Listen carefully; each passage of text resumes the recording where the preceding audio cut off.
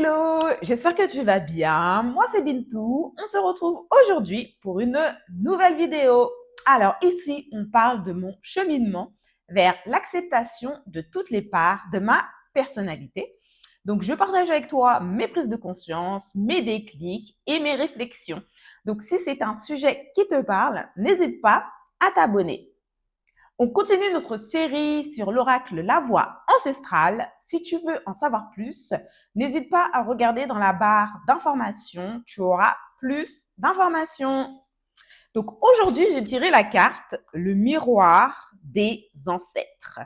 Ce que je ressens aujourd'hui vient parfois de ce qui fut tu hier. L'affirmation. Je ne suis pas obligée de répéter l'histoire. La question, quelle émotion semble ancienne, transgénérationnelle? Il faut savoir que nous sommes beaucoup influencés par nos ancêtres. C'est pas quelque chose dont on parle plus particulièrement de nos jours, mais il faut savoir que nos ancêtres ont laissé dans notre ADN des informations qui pourraient être aujourd'hui obsolètes. Mais il faut savoir distinguer ce qui est encore vérité de ce qui est histoire. À savoir, pour ma part, je dirais que les émotions, le statut, l'être est quelque chose qui est à investiguer et qui est à réfléchir puisque je perçois des émotions qui sont là, qui restent, non pas parce que c'est quelque chose qui est d'actualité, mais c'est quelque chose qui est dans ma mémoire et qui ne semble pas partir. C'est une forme de zone de confort dans lequel j'ai du mal à quitter. Non pas parce que je n'ai pas envie, mais c'est parce que c'est quelque chose qui a été ancré depuis des siècles en moi. Les émotions qui me viennent à l'esprit, c'est la honte, la peur, la peur d'être rejeté et les émotions qui semblent être dures à retenir, à garder, c'est la sérénité, la joie et la paix. Parce qu'il faut savoir que c'était une époque où ils étaient plutôt en mode survie et ils n'avaient pas le temps, enfin, je suppose, parce que c'est ma caméra, c'est mon interprétation de la chose, je suppose que la joie, c'est pas quelque chose de primaire, d'essentiel. Enfin, si, quand même. Il y a eu des moments heureux, j'en suis sûre. Mais c'est pas quelque chose sur lequel on a tendance à s'attarder. L'être humain se souvient de tout ce qui est négatif et passe très vite sur tout ce qui est positif. Donc, il faut remettre justement la joie, la paix et la sérénité qui sont des bonnes énergies qui nous donnent de l'énergie au centre plutôt que d'être dans la peur, dans l'angoisse et dans le stress. C'est un exercice, une gymnastique qui est à adopter et je me rends compte que ça demande un effort de me dire que je suis en paix, je n'ai pas besoin d'avoir peur, je n'ai pas besoin d'être angoissée. C'est un dialogue interne avec moi-même que je dois commencer à faire, m'acclimater avec le fait de me rassurer et de me dire que tout va bien finalement. Je vais bien, j'ai la santé, mes enfants vont bien, ils ont la santé, on a un toit, on mange, je travaille et vraiment, on est à des lieux d'être dans la survie. Mais comme le cerveau, il imprime des informations de 0 à 7 ans, dans ma tête, je suis encore dans un système nerveux qui est très, comment dire, très fragile, on va dire. C'est un système nerveux qui a tellement l'habitude de guetter, d'être en mode survie, qu'il ne prend pas le temps de se détacher, de se détendre et de se dire que ça va. Il ne prend pas le temps d'apprécier tout ce qu'il a autour de lui, puisque lui, il est plutôt en mode je guette et à quand le prochain danger. Donc, ça, c'est des choses qui m'ont été léguées et que j'essaie de tourner plutôt, de dire au revoir, de tourner la page et de me dire non, c'est bon, c'est passé, c'est du passé. Tes ancêtres t'ont permis d'être ici, de faire ce travail de paix, de faire ce nettoyage et de te dire que maintenant, ton système nerveux peut se reposer, ton corps peut se détendre et tu peux apprécier le silence, la paix, la joie et la sérénité. Tout ça, ça passe par la gratitude. Se rappeler tout le temps de dire merci, puisque aujourd'hui, je peux dire merci à Dieu et à mes ancêtres qui m'ont permis d'être aujourd'hui ici en train de faire cette vidéo pour expliquer que la peur, l'angoisse, le stress n'ont plus de lieu d'être. C'est une réalité qui a été créée dans mon cerveau qu'il faut delete, erased et créer un nouvel environnement plus propice à la paix, l'amour, la joie, la sérénité.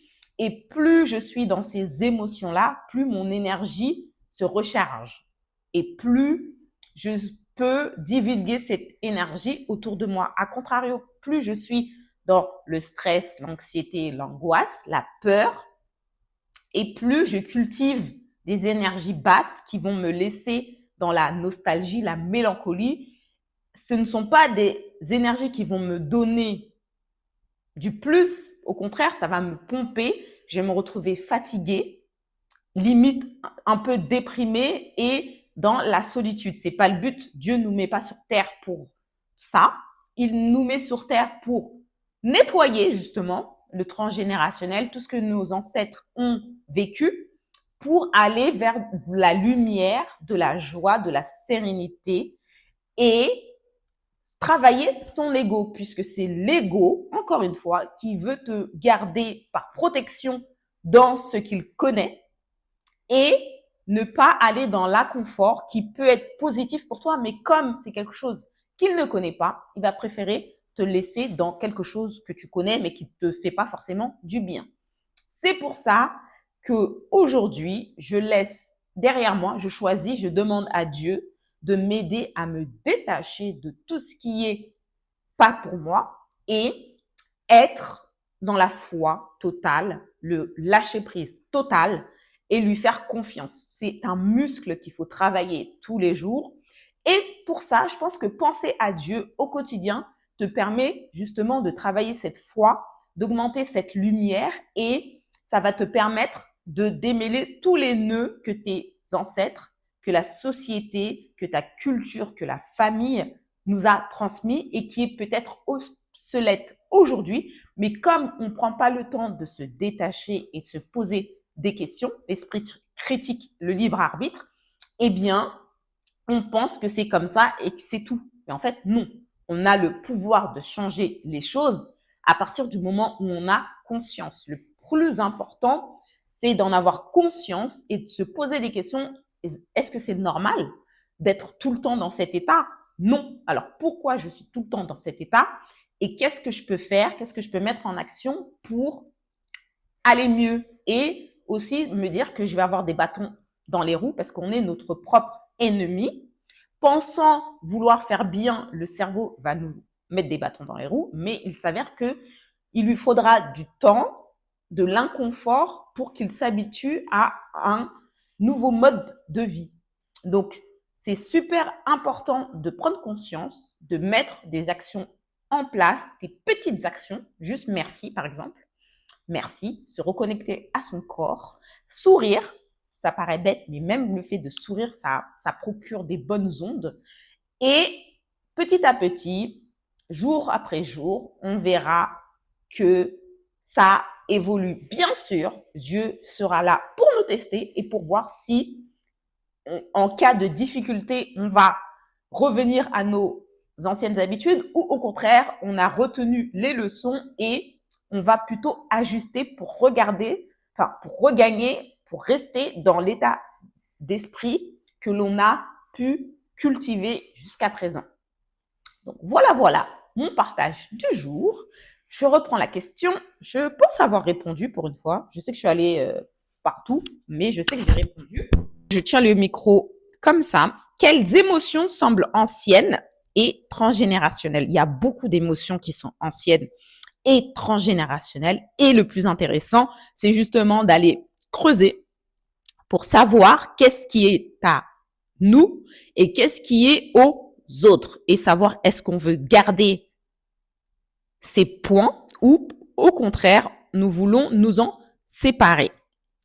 Et je ne suis pas obligée de répéter l'histoire. C'est tout à fait vrai. Quand on vient sur Terre, de mon point de vue, de ma caméra, on est là pour travailler certaines choses. Certaines personnes ont la possibilité de faire ce travail et d'autres continuent dans la lancée qui leur a été donnée. C'est Dieu qui décide qui est-ce qui fait le travail et qui ne le fait pas. Donc, on n'est personne pour juger, on n'est personne pour dire que l'un est mieux que l'autre. Bien au contraire, il n'y a que Dieu qui peut nous juger et c'est lui qui décide qui fait le travail et qui fait pas le travail. Donc, il faut pas croire que d'un côté ou de l'autre, c'est mieux. Pas du tout. Chacun a son lot d'épreuves, de galères, mais le plus important, c'est de pas tomber, mais de se relever toujours et encore, car Dieu aime nous éprouver, mais c'est pour nous améliorer. Plus il nous éprouve et plus il nous aime, et plus on lui montre qu'on est endurant et plus il nous facilite. Le plus important, c'est de mettre l'exaction en place et ne pas être dans la victimisation, puisque il nous donne des épreuves à hauteur de notre capacité. Et plus il nous éprouve, plus on apprend. On apprend beaucoup de nos erreurs et le plus important, c'est pas de les refaire, mais toujours se relever. Donc voilà, le partage du jour, c'est pas évident. Faut pas croire que c'est comme ça que ça passe. Pas du tout. Mais il faut rester optimiste, même si c'est pas facile tous les jours dans l'environnement dans lequel on est actuellement de rester optimiste. Mais être optimiste, c'est une énergie positive finalement. Donc, à cultiver et se dire que demain sera toujours un jour meilleur et que Dieu est là dans notre cœur et plus on pense à lui et plus il pensera à nous. Donc voilà le partage du jour. C'était Bintou et à bientôt pour la prochaine vidéo. Bye!